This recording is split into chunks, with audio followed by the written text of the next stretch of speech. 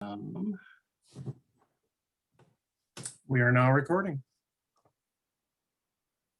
Not showing me the right screen to share.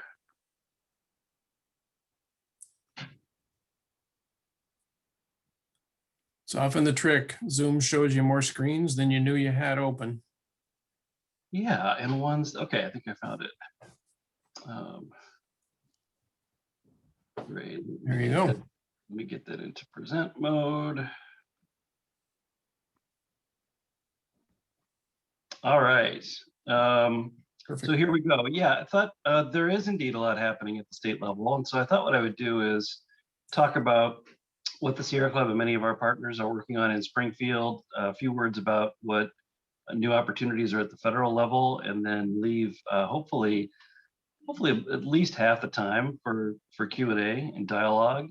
First, I thought it would be good just to talk a little bit about how life is different at the Sierra Club in these times. All of our lives have changed, and certainly that is the same at the Sierra Club. We have been closed to really indoor and in-person activities for the duration, and at the moment are still suspending virtually all in-person activities until after the 4th of July.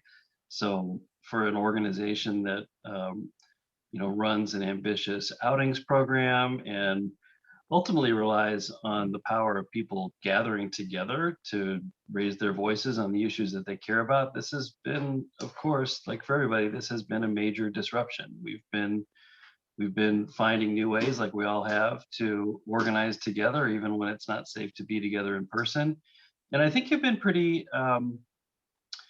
impressed with the appetite for people, really almost from the early weeks of the pandemic, to find spaces like this to talk about issues they care about, because people are seeking that connection. They're seeking a way to make a difference, as they always have, and seeing that sustained into year 2 of this working this way has been really encouraging. We're seeing more people than ever volunteering to participate in our campaigns, in our local groups, like our Valley of the Fox group. Hi, Mavis. I see Mavis here from there. It's good to report that kind of activity. Could not have predicted it. Hi, Jack. Could not have predicted that, of course. A lot of what's happened in the last year we couldn't have predicted, but we've been pleased with the response. We've also really felt called to adjust our work as we see people suffering from the pandemic itself, from inequalities in our society, from pollution. So that's really changed the nature of our work sometimes. So, for example, if we have people who are before COVID hit, we're spending most of our time working on things like watershed plans and water quality standards and regulatory enforcement of the Clean Water Act. We adjusted a bit, when we saw that people were having trouble accessing clean water, when people were having their water shut off, when people were having sewage in their basements because of inequities. Pretty hard to protect you and your family against pathogens if you don't have functioning plumbing. So this meant things like allying with communities that are getting water service restored, avoiding shutoffs. In the electric sector, we also shifted from our normal state policy work to also try to avoid utility shutoffs for people impacted by the pandemic, or for everyone really during the pandemic. So that's been a shift.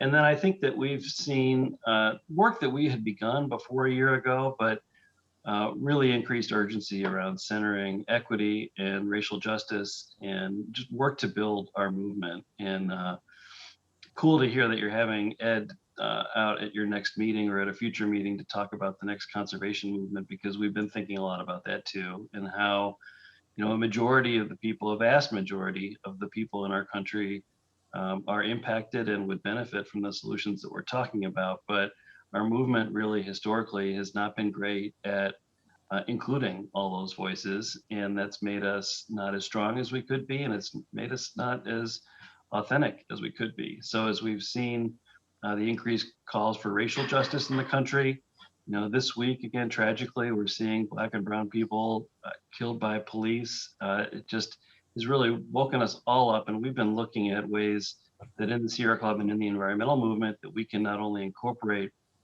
equity and racial justice into the policy solutions that we work on, but where can we, as a largely historically white organization, be allies and stand for anti-racism in our communities. So it's been a remarkable amount of growing together, even while we haven't been able to be together in person over the last 13 months now, I guess. So we are, another thing that was pretty different last year is the Illinois General Assembly wasn't able to do much because of health conditions. They were able to pass a budget and do a few other essentially essential matters, but not a lot happened in 2020, despite a lot of big policy issues being teed up. So there's a big demand for action on a whole host of issues, environmental and conservation and many others, of course. And it does look like the House and the Senate, although they are functioning a lot differently, they are functioning, and they do intend. We've got new leadership, brand new leadership in the House, and Speaker Welch, who's been a champion for a decade there for the issues that we work on. We have just a second year president of the Senate, and Senator Harman, who's also done a lot of great work on these issues, and a relatively new governor, obviously. So there is some energy in the process. I think people know that there's a lot of work to be done, and I think that our leaders are committed, it would seem, at this date, to moving forward and seeing action, whether the meeting of the General Assembly is in person or virtual or some kind of a mix. We're optimistic that we can get a lot of things done here just in the next 6 weeks. So we're focused really on, there are 5 things we're working on I thought might be of interest. The Clean Energy Jobs Act. We see some exciting support for funding for nutrient pollution reduction, obviously a huge issue in the watershed. Perhaps finally action on lead pipe replacement, action on an emerging chemical, shorthand is PFAS, and renewed calls for environmental justice and changes to the way that Illinois is protecting communities that are most impacted by pollution. So I'll start with CJ. I'm gonna fly through some of these slides because I do want to leave at least half the time for Q&A.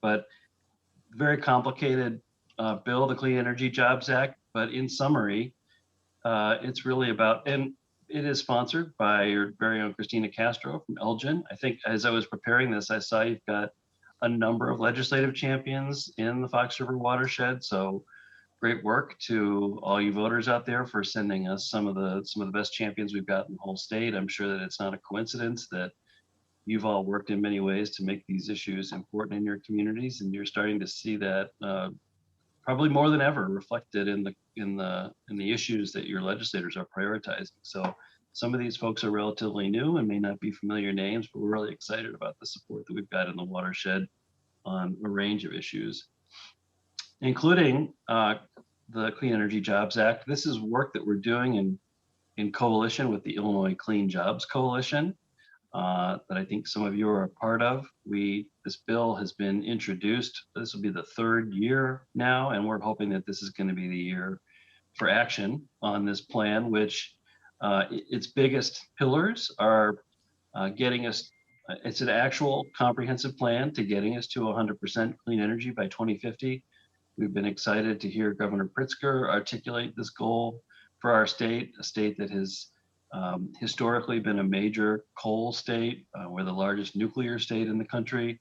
So finding a path to being powered by 100% clean renewable energy has been done in other states in the country, but not in one that is as large and complex as Illinois. So we're looking forward to getting that done in ways that work for all different parts of our state, downstate, suburbs, cities, rural areas. We see a role for all parts of our state to help us get to that goal. The first step on getting there is decarbonizing.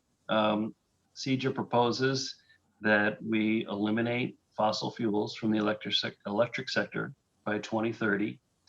And that we make plans to take care of those communities and workers that are going to be impacted by that.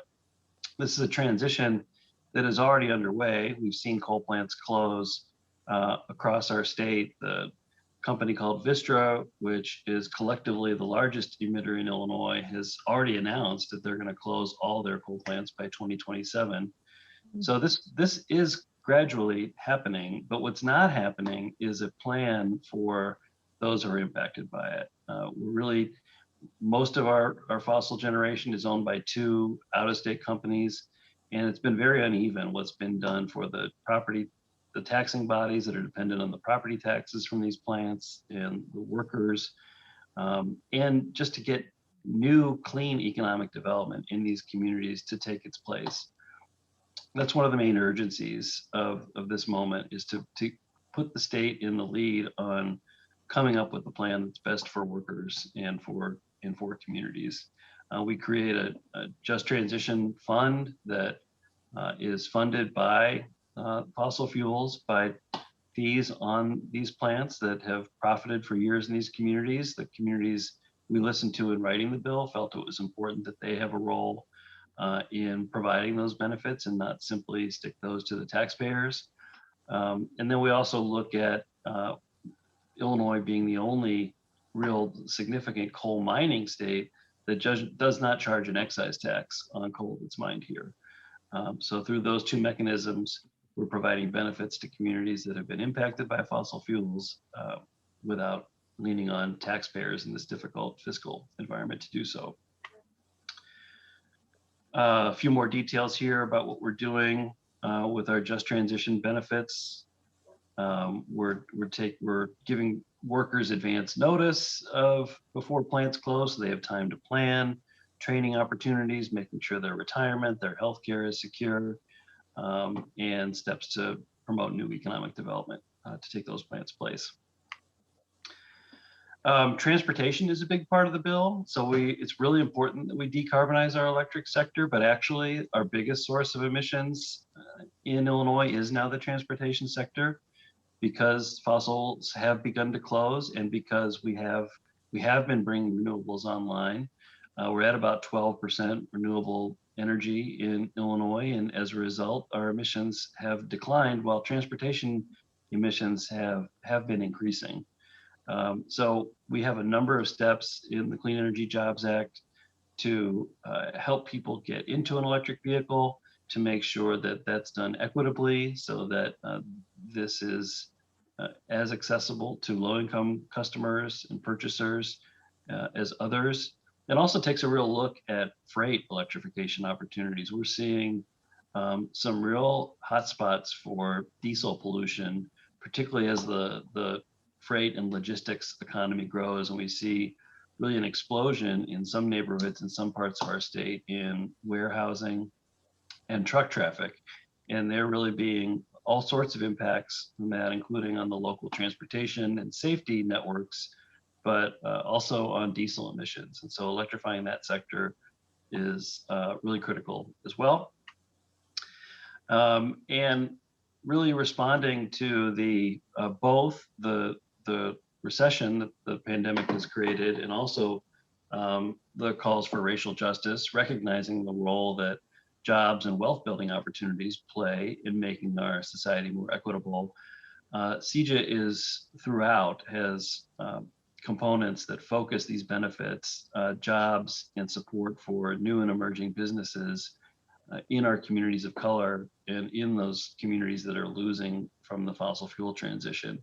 Really important part of the bill, and we've been encouraged to see a lot of support for that. In particular, the governor's really echoed this value that the clean energy economy, being an equitable one in Illinois, is a key part of his principles as well. So in short, a lot going on in Springfield. It is challenging for them to meet. And so when people ask, can we do something that's complicated now? Can't we wait till things are back to normal, whatever that is, before we do this? And we just think that the time really is now. For one thing, climate change is not stopping. We're really in the last decade that scientists have told us that we've got a chance to make deep cuts in our emissions. If we don't make significant changes by 2030, we really probably have lost what control we might have over this process. And so there's that climate urgency is still there. We have proposals on holding our utilities more accountable. The ComEd scandal with their the corruption and the way that they were trying to influence Springfield has really highlighted the need to put more controls and ethics requirements on our utilities. We have seen an unfortunate hiccup in our solar energy industry. We had a big boom in solar and wind construction thanks to the Future Energy Jobs Act that we worked to pass in 2016. That has expended the funds that we were able to make available there. And unfortunately, we've seen a pause in solar construction at a time we needed to keep going the most. And I've spoken about how urgent this need for a just transition is for fossil fuel communities and investing in our communities of color. So that is the Clean Energy Jobs Act. We are hopeful that this is going to be the spring for that to happen. We are seeing interest from leaders in both chambers around conversations around that. And we've got 48 days to get that done. So we'll see. The next thing I wanted to talk about is about nutrient pollution. This is a statewide problem, but that those in the Fox River watershed have been instrumental in raising the profile of, and a critical part in creating the Illinois nutrient loss reduction strategy at the state level. This specifically is a proposal to make sure that the agencies that are charged with implementing that strategy and reducing nitrogen and phosphorus in our waters, that they have the funds to do that. And not only the funds this year, but going forward, they have the certainty to make sure that this is an agency priority. We do that by adding nutrient loss reduction work as a purpose to the Partners for Conservation Fund, which is a long-standing fund that has been shared by Illinois DNR, Illinois EPA, and the Department of Agriculture.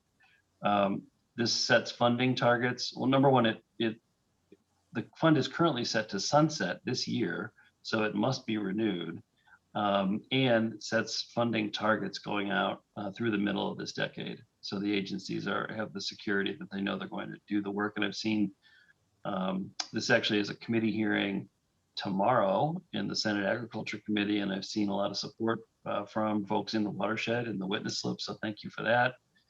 Soil and water conservation districts in particular have been really great partners in this work. So hopefully this is something that we can get done. I want to talk a little bit more about nutrients since it's so germane to the watershed. So I'm going to diverge just a little bit from our legislative agenda and just go on a little bit more about some things that are happening that are really exciting for watershed planning. I think that most folks on this call are familiar with why we care about nutrient pollution, what it does to our waters by overfeeding algae and sucking the oxygen out of the water that fish and other aquatic organisms need to breathe. It's not just an Illinois problem, it's a big contributor to the dead zone in the Gulf of Mexico. It can be an issue for drinking water, for human safety. There are different types of algal blooms. Some of them are particularly toxic, not only in the water, but even in emissions they give off into the air that can make people and pets sick and have done so. So in response to this, the state did in 2015 get everybody to the table, took a lot of work, and a lot of people here were part of that happening around a strategy to address this problem.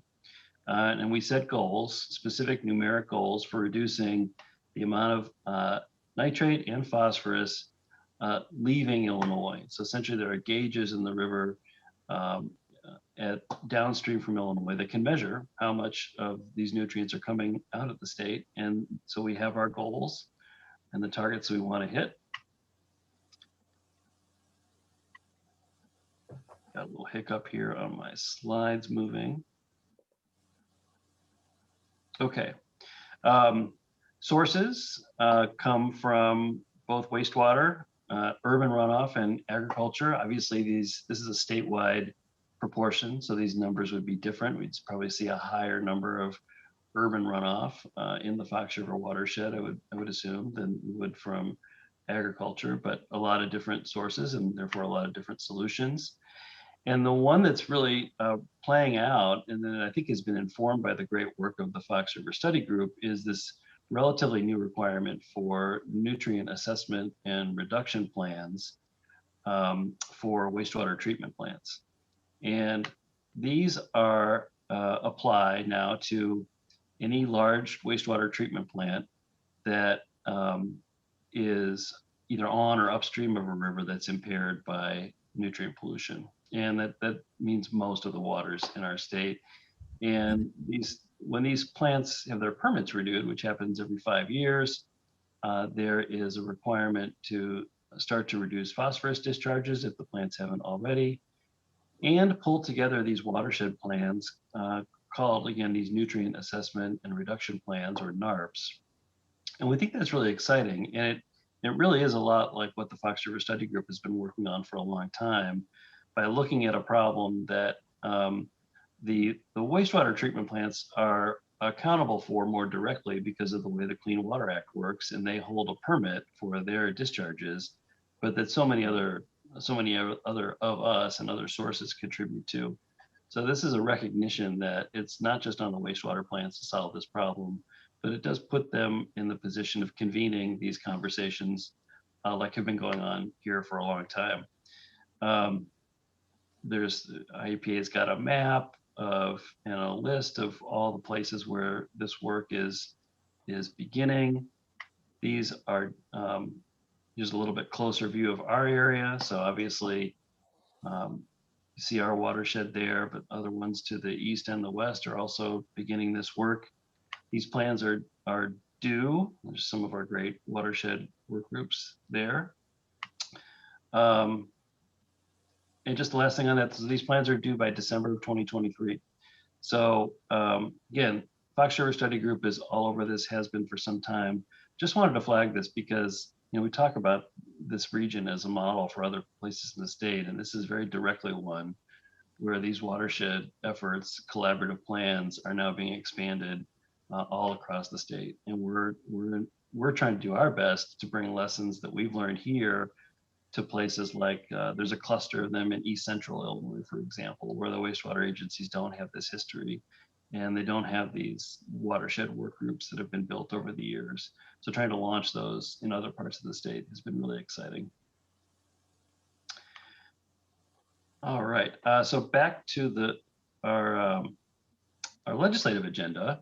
Another water issue we're working on is lead service line replacement.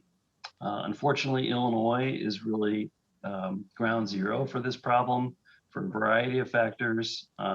Illinois was one of the great utilizers of lead in its drinking water infrastructure for a long time, and therefore we have the largest exposure and the most need to get this done.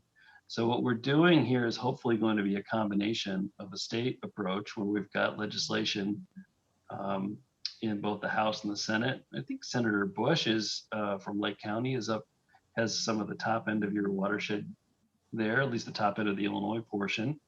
So another great champ there. And then Lamont Robinson, the House sponsors, is from Chicago, requiring the municipalities that own the systems to come up with a plan to replace the lead service lines and provide support for low-income customers. We're hopeful that this is going to be a partnership with action at the federal level. There's a lot of optimism that in the large federal infrastructure package that we hope that is going to come together this year and be enacted this fall will include major resources for this work. So that if the municipalities that own the systems can come up with the plans, that there will be federal dollars to help implement those plans. That is the ideal scenario. The other water issue that we're working on with Senator Ellman from DuPage County, also in the watershed, thank you very much, is working on these PFAS substances, which are pretty endemic in many uses in our society, and they're showing up in our water supply and in our bodies, and which is really concerning because they are very persistent and very damaging. One area where there are alternatives that we're working on this year is on firefighting foams. These have been used historically. They're very effective in suppressing fire and denying fire access to oxygen, and therefore putting out fires. But in these cases, a lot of it is put out and a lot of it runs off and ends up into the water supply. So we're really excited that we've reached an agreement with the firefighters on a schedule for phasing these out in Illinois. Last bill I want to talk about is on the topic of environmental justice. And this is something that we've known about for a long time, obviously, the fact that minority communities are bearing a disproportionate burden of the pollution that is emitted in our society, but really had some bright lights shown on it during the pandemic, where we were allying with several communities who were dealing with the potential for new sources of air pollution during a respiratory health pandemic. We had in Little Village in Chicago, where the community had fought successfully to close the coal plant that was polluting their neighborhood. Well, last April, just about a year ago today, actually, without warning, when the plant was being demolished, they brought the stack down and caused a real respiratory health emergency in the neighborhood. And there was really shone a light on the lack of planning and consultation with the community. There is an ongoing struggle on the southeast side of Chicago, where we had a scrap metal recycler who was essentially chased out of a largely white neighborhood on the north side of Chicago because of their emissions and their history of violations, that is trying to set up in a largely black and brown neighborhood on the southeast side of Chicago.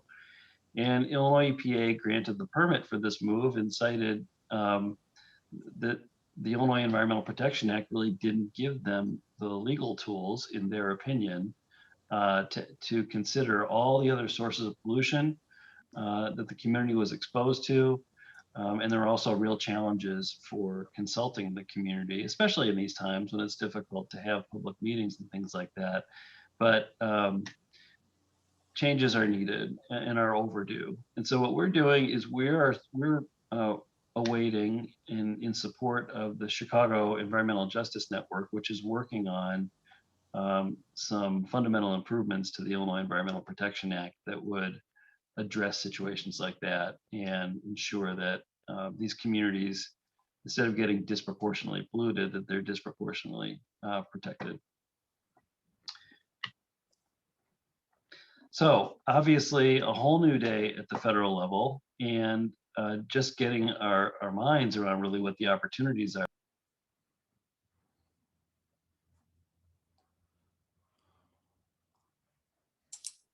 Somehow you just muted, Jack.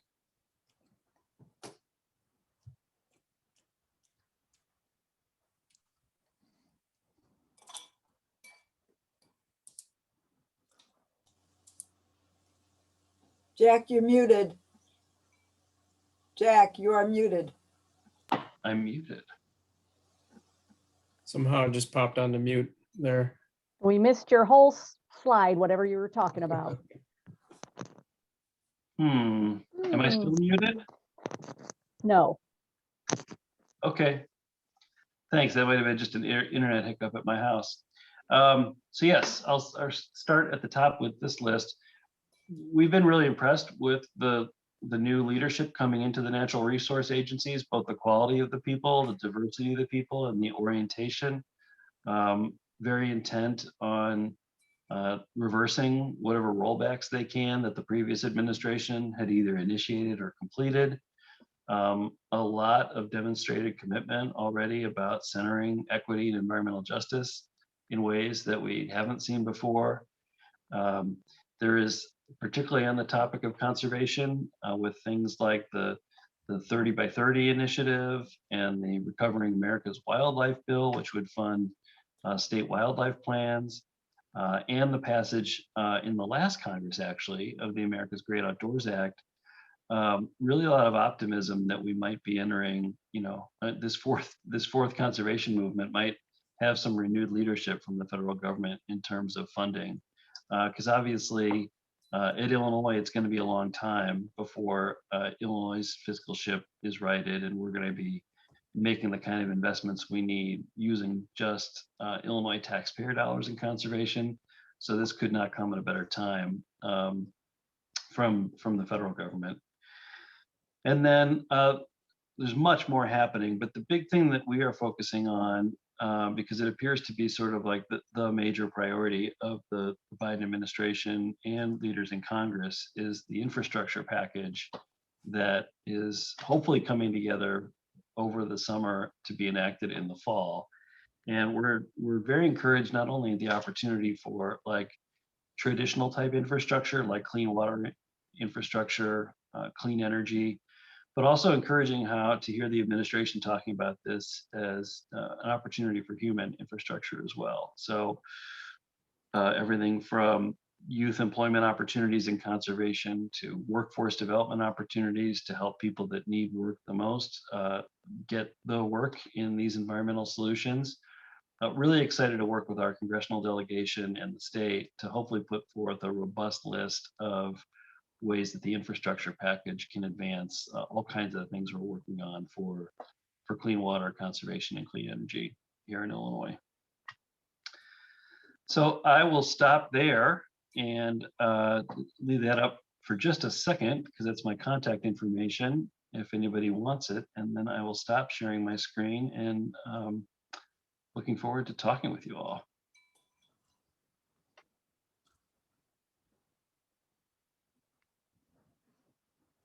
And maybe I'll, I don't know, Jeff, if you've got a system for calling on people in this. Maybe I'll start. I do see one question in the chat about coal tar sealants. Great question, Faye. There is legislation on that Senator Laura Fine has introduced, which I think is a disclosure bill that public agencies, and particularly schools, if they have to look at alternatives. There are alternatives available to these blacktop sealants, that they've got to look at alternatives, and if they're using the most toxic variety, they've got to post and disclose that to people who may be using that surface.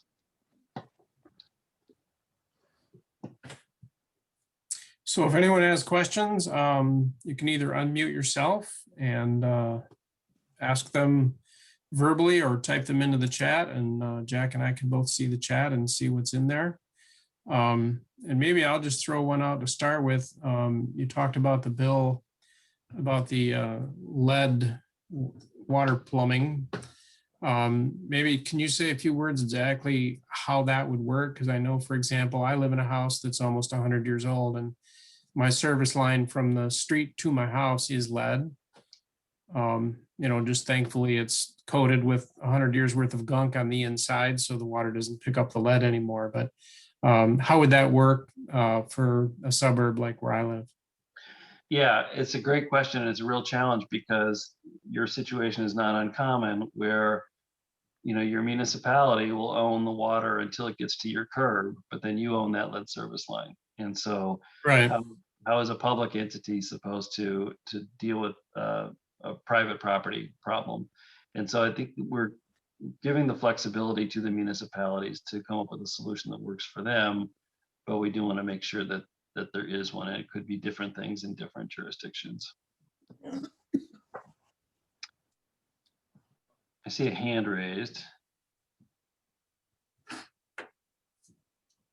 Yeah, I think that's me. This is Scott Kuykendall with McHenry County, Water Resources Specialist for the county. And I was just going to comment and see if you can follow up on it. But regarding PFAS and fire departments, I worked with our fire departments in the county, and they're all on board with eliminating PFAS containing firefighting foams. The firefighters are the ones that are most exposed to the PFAS in the first place. Where a lot of the trouble comes from is actually in training. And so some areas will just outright ban it from training, but allow it for other purposes.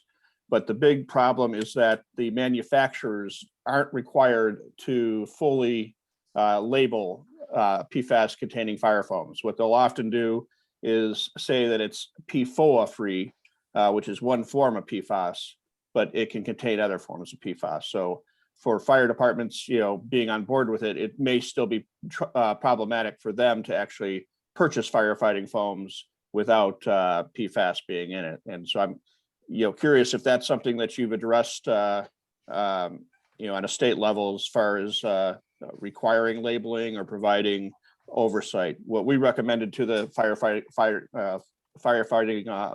agencies here is that they actually pay to have it tested.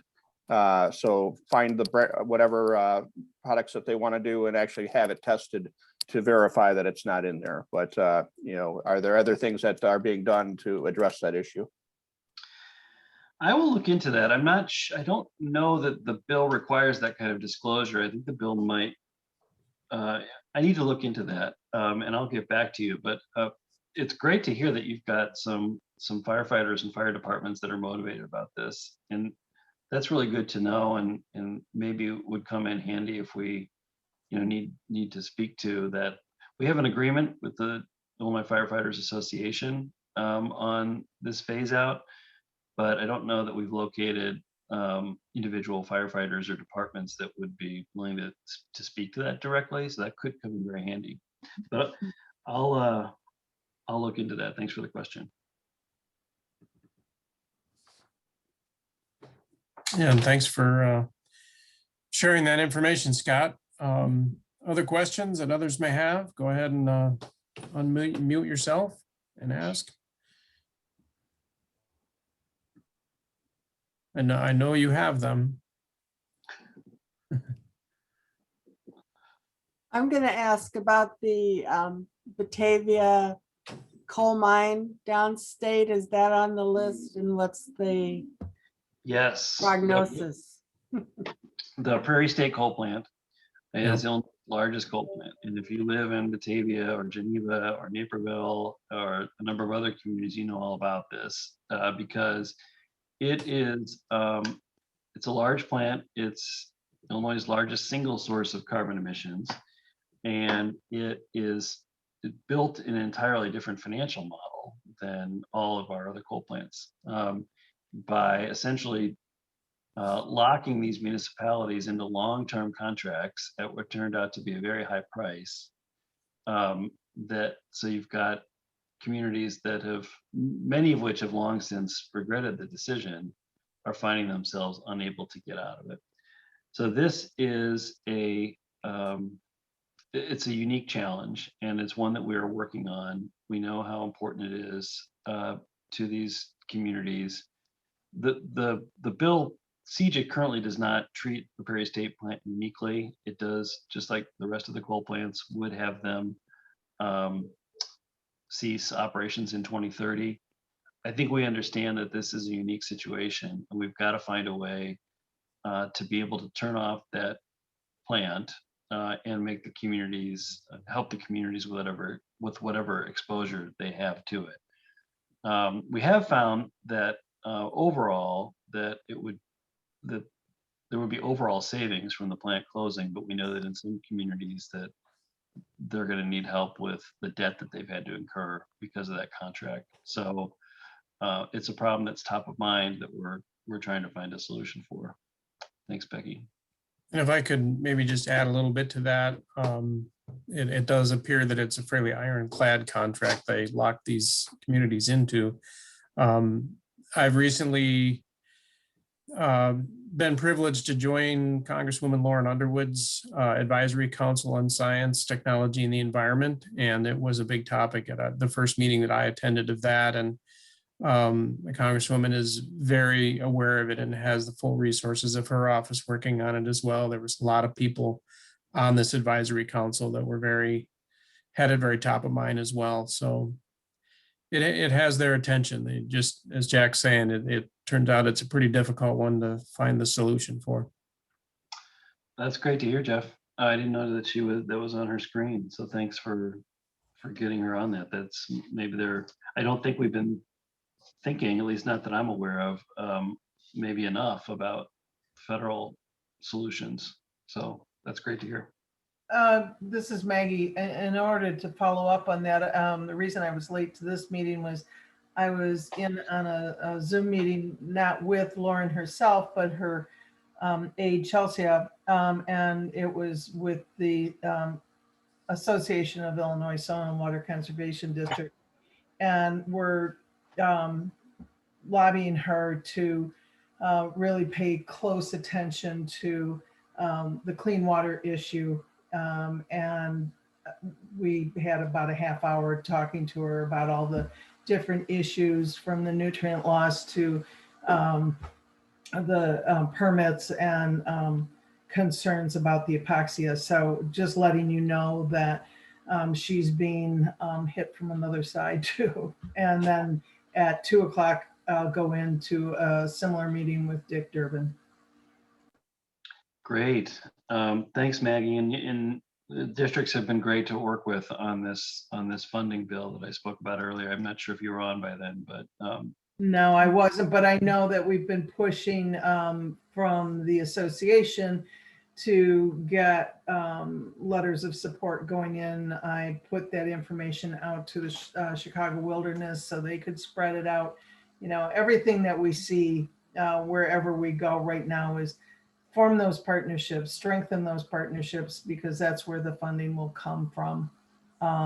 Or the funding will go to the partnerships rather than, you know, folks trying to go it alone. And if you're really into that that bill and that issue, that is being heard tomorrow in the Senate Agriculture Committee meeting at 10. And I'll find a link here and put it in the chat if you want to watch or listen to that tomorrow. Maggie, I think it's Grant from the districts that is doing the testimony in the bill tomorrow. Right, yeah, he did say that he's going to be presenting. And if, let me see if I can find the link to put out there for you to actually put in a witness slip in support of it. I'll look for it right now. All right, thanks, Maggie. Jerry, you look like you got a Yeah, I question was you're about to ask. curious with the proposed closings of Dresden and Byron, the nuclear reactor plants. What's sort of the status of that? What's the impact? And do we have a hell of a lot of control rods just sitting around in water somewhere? Great question. And that is one of the urgencies that's driving the need for action this year. This is, so to back up, Exelon, which owns those facilities, has announced that if the state doesn't do something to improve the economic conditions for nuclear in Illinois, that they're going to have to close those plants in about a year. That has really sparked a major effort from the local governments that depend on the property taxes and the workers at the plants to keep them open. It is also driving some real urgency in organized labor, which is a major constituency in this debate around decarbonization, and in a way that I think has been helpful. I think that they're realizing that we currently have an energy market in Northern Illinois that is skewed towards fossils. It's called our capacity market.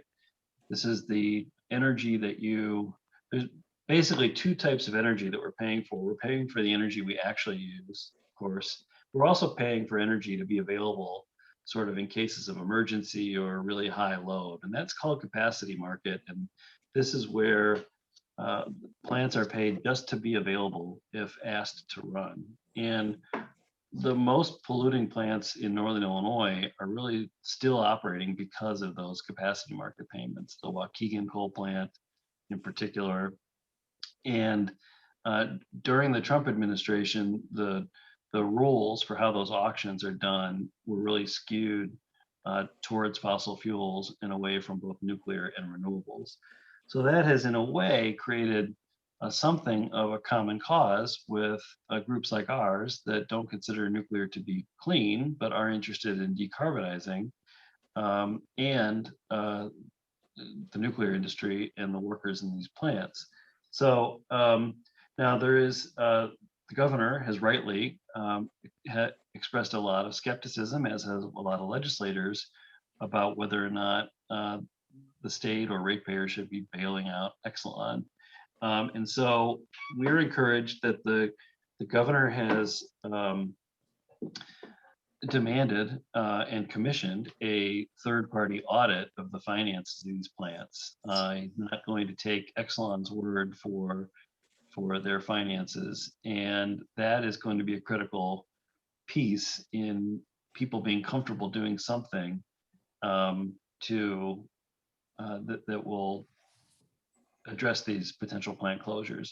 That report actually is now in the governor's office hands, and we're expecting them to release it really any day now. Thought maybe it could actually be today. And our proposal to deal with this, again, as an organization that recognizes we need to move beyond nuclear as well. You mentioned all that high level waste and fuel that we have around Illinois. We're the most nuclear state in the country. Our proposal is to take that capacity market that I referred to earlier and essentially skew it the other way and advantage zero and low carbon resources first.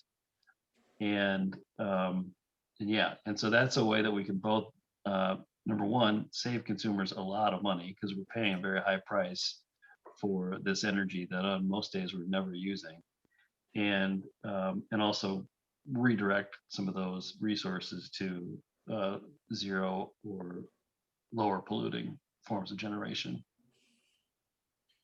And furthermore, have you heard any advances in basic nuclear research that might come up with cleaner operating systems? Because I think that's one of the downfalls, as much as there was a need to get control on some of the nuclear facilities that had issues and such. But I'm wondering if it also stymied research in this arena, because there's still, I think I saw some fusion reactor possibility down the road kind of thing just the other day. So there isn't really a lot of state level research happening there. I think there is research happening in forms of nuclear, and maybe those will be a solution at some point down the road. But we're at the point now where the cost and the technology with renewables are there on parity, and storage is advances in storage are coming very quickly. So this is why we think that we can actually set this 100% renewable goal for the state. It's not going to happen overnight. But we think it can be done by 2050. Our nuclear reactors are licensed on a timetable through the 2040s. And we feel like we can get there to replace, we have enough lead time to replace the nuclears with renewables, but only if we start now, because it's going to take time to build that much renewable energy. But we're fortunate that we've got 20 plus years until these nukes are scheduled to go offline. And what we don't want to see happen, our big concern about the nuclear reactors closing prematurely before we've built all those renewables is what's going to be ready to take its place is gas. And the gas industry that's the outcome they're hoping for in this conversation, is that the nukes do close early, renewables haven't been built yet, and this will be a big new market for fracked natural gas. We're really trying to avoid that outcome in particular. Thank you. Yeah, thanks for the question, Jerry. Jack, maybe as a follow-up to that, at the end there, it triggered me thinking about the fact that I understand in the renewable world, wind power is no longer considered economically viable by the industry, and it's all going into solar. And I'm even hearing reports of wind farms, wind turbines now being taken down, disassembled and taken down. And I wonder if you can comment on that from your statewide perspective. We haven't seen wind being taken down here. I think that wind has a place for sure. I mean, one thing that's different about wind is that it's not an equal opportunity everywhere. The climate conditions, the geography, and so there are parts of Illinois that the wind industry is pretty bullish on. There are parts of it that they're not. Whereas solar does have some geographic variability as well. There are some parts of Illinois that are sunnier than others, but it tends to be more related to the structure, to someone's rooftop or a building rooftop, and whether it's going to work there. So I haven't heard that. I think that we in Illinois we have had for a few years a policy of procuring an equal amount of wind and solar. The thing that wind helps you do is it's the most concentrated form of renewable energy generation. So you do get a lot for your money. Ratepayers get a lot for their money from large scale wind projects, whereas small distributed solar projects are more expensive on a kilowatt basis, but they're really important for other reasons. Having solar scattered throughout the grid makes the grid a lot more resilient. It's a way for individual homeowners to reduce their energy burden. And also the economic opportunity is a lot different and a lot more diverse with small scale solar than simply those who benefit from building large utility scale wind farms in rural areas. Yeah, the statements on the economic viability came from a client of mine who is a wind and solar company. And they've said they are not doing any more wind. It's not economical for them, only solar. But they are developing the larger solar farms in rural parts of the state. That's interesting. There's probably a number of factors there. One, I think they're probably solar has definitely gotten a lot cheaper, and wind got Right, cheaper. that's what he said, that it's just the solar panels are so much cheaper. Yeah, and so wind has sort of its cost savings came first. They're probably also looking at the future of federal tax incentives, and with the main federal tax credit eventually going away, that solar maybe being more sustainable over the long term economically. May I ask a question, please, Mavis? Sure, go ahead, Mavis. So I learned somewhere that the sun shines in the daytime and the wind blows in the nighttime. So the wind is a very viable, source of energy in the nighttime. And that, so isn't that still true? Thank you. It's often true. There is variability to it, but yes, it is often true, and quite often they're nice. There's nice balance there.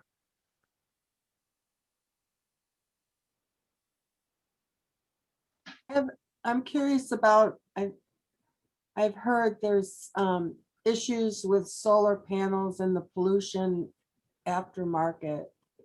Is that a real issue?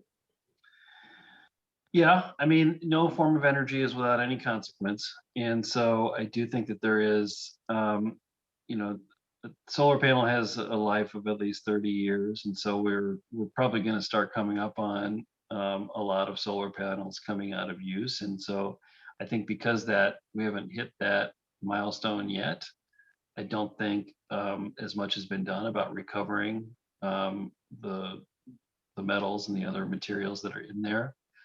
I mean, the one thing about them though is they are stable, and we know where they're at. I've not heard any concerns about things like anything leaching out of solar panels while they're in use. Yes, when a solar project is eventually decommissioned, something's going to have to be done with the materials. And I do think looking at recovering those, or if necessary, appropriate disposal is going to be important, and I'm not aware that enough has been done on that yet. It'll be one of those future challenges that we'll decide to do the research on when it's facing us. Other questions, comments? Mavis, you got something else there on your mind, it looked like? No, I'm fine, but I bet you someday somebody makes a lot of money recycling solar panels. I hope. Let's hope so. Let's hope so. Any others? It's been a good discussion. Karen, really, you don't have any questions? You look like you do.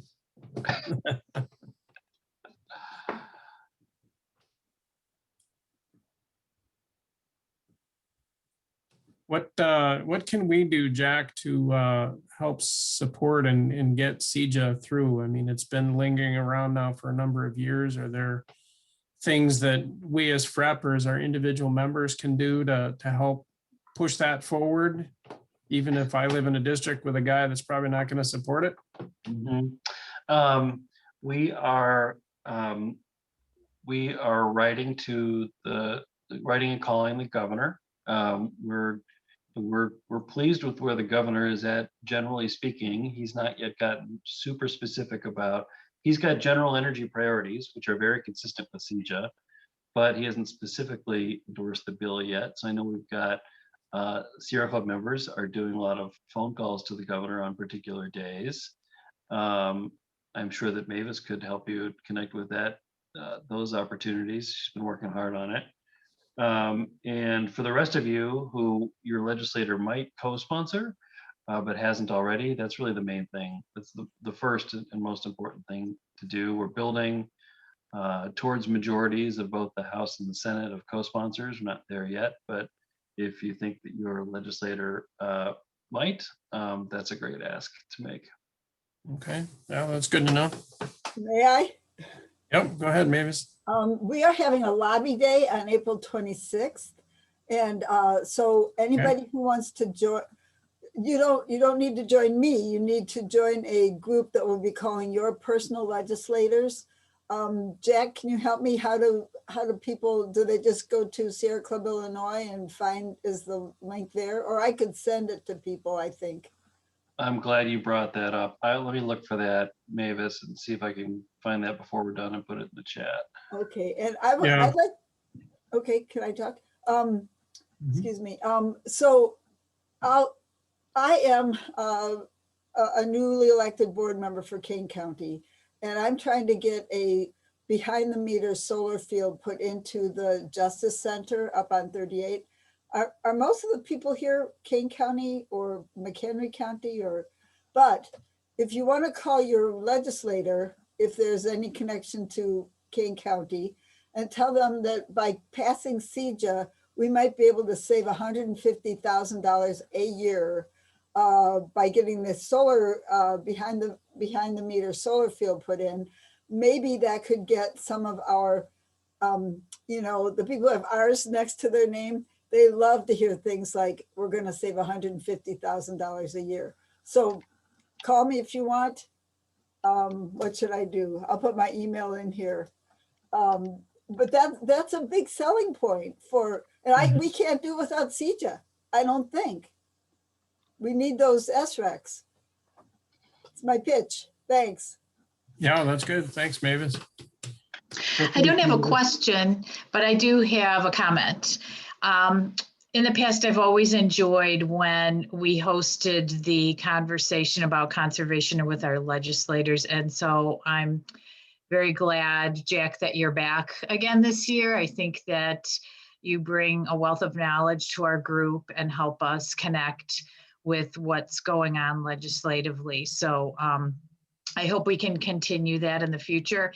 And also, Jeff, congratulations on being selected to be on Congressman Underwood's committee. And I hope that you will give us updates monthly at our front meetings. Yeah, it looks like right now her advisory councils may only meet quarterly, but then there may be additional meetings as needed as issues come up that she needs support on, or that where we interact with her staff. Our FREP secretary, Lynn Campbell, is also on that advisory committee. So I thought that was kind of cool to get there and find out FREP was already represented twice. And it's a very extremely knowledgeable, extremely passionate group of people that she's put together that we were just all humbled to be part of it after people said what their backgrounds were. It's a model that all Congress people should use, but I'm sure many of them do not. But she clearly believes in transparency and getting input from her constituencies. So What is the name of the committee, Jeff? Is it it's her Science? Advisory Council on Science, Technology, and Environment.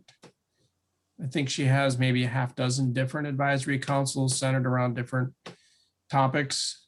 So this was maybe a group of 20 people and included a number of professors, retired professors, physicists from Fermilab and Argonne. I was not the only consultant in the group.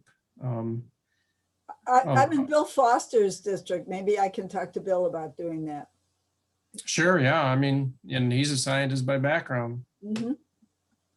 Yep. Yeah, and she talked a lot about working closely together with Sean Caston and with Bill Foster, which is, I think, all good for our areas of interest and for our watershed. They each represent, different chunks of our watershed as it's been gerrymandered up. So Jack did put the link for the Environmental Lobby Day here. If you sign up, you'll get a call from a team leader. They'll know where you live. They'll know who your rep is. They'll call you, and what you'll be asked to do is to be on a Zoom call on 4/26 to talk to that legislator about signing up for CEJA. And so it's CEJA and the environmental justice bill and the lead pipes. I think they're the three issues that we'll be talking about on that day. Thank you. Okay. Good. Thanks for the opportunity. Yeah, no, that's all good connection. And I guess sounds like there's a lot of interest in getting back to maybe trying to do this kind of a gathering at least once a year and re-engage with some of our representatives in the watershed. So any other questions or comments from the group?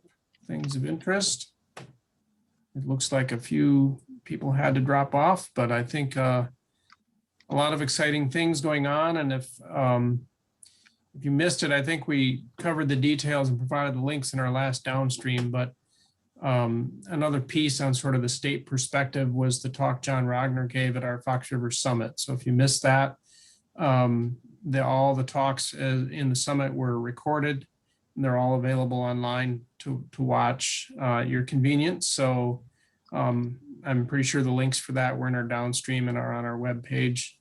And you can find those there. John had a lot of interesting insights as well as to how the DNR survived all the years of declining funding to where now their funding stayed flat, and they considered that a great victory. Normally staying flat is not a victory, but at least they weren't cut anymore. And if there's any of the other things, that were on the Fox River Summit, they were all recorded. So you should be able to find those links and listen to any of those talks. It ended up coming together very well. And there was concurrent sessions. So even if you participated, there was things that you missed that you may want to go back and check out. So if there are no other questions or comments, thank you, Jack, for your perspective. Mavis has something more. Oh, I'm waving goodbye. Oh, you're waving goodbye. All right. And hopefully we'll see you all in May to hear Ed Collins inspire us about the next generation of conservation. And then join us in June for a little show and tell and field tour in Crystal Creek watershed starting up in Crystal Lake. Sounds great. Thank you. Yep. Thank you all. Thanks, everyone. Happy spring. Thanks, Doing Jack. well. Bye. Thanks, everyone. Thank you. Thank Have a great you. day.